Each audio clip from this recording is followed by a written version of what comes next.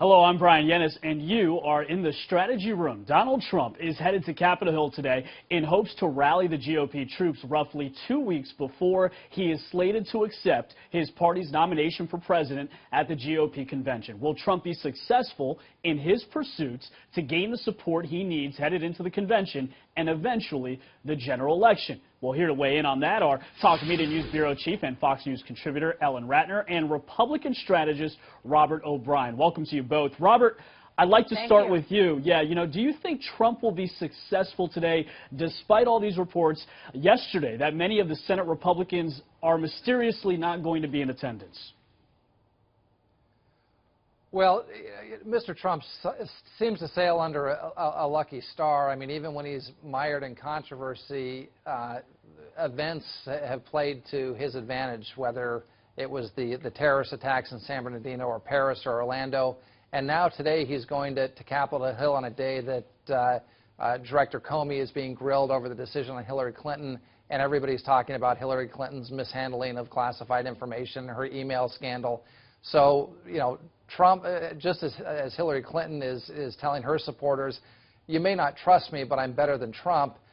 Trump is able to go to Capitol Hill now and say, look, this is I'm the alternative to Hillary Clinton. So I think he's going to rally Republicans who may not necessarily be on board with his policies or have been reticent about him in the past, by presenting himself as an alternative to a very damaged Hillary Clinton. Right. The timing is certainly plays in his favor, Robert. And Ellen, what do you make of Trump's attempts to win his party over? And do you think he's grasping at stars here, or does he really have a fighting chance at success here, given the opportunity he has with the situation going on with Hillary Clinton?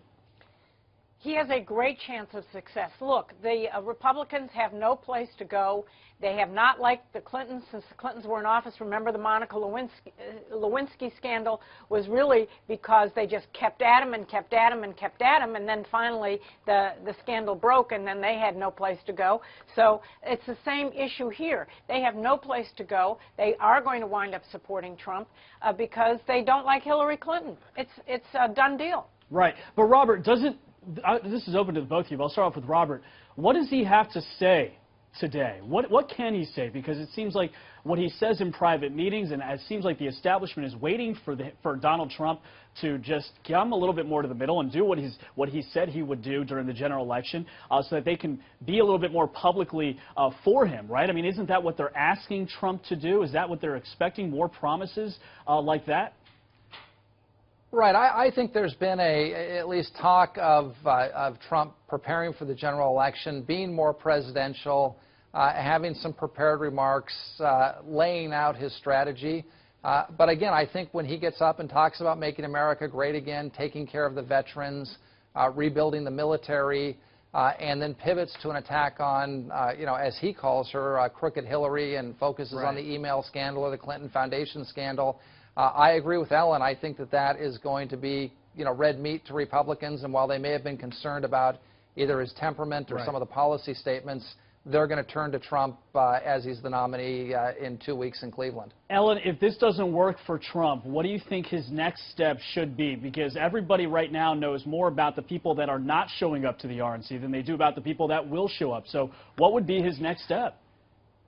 Well, first of all, I'm not concerned about it. I think a lot of people are going to show up in the great state of Ohio, which is where I'm from.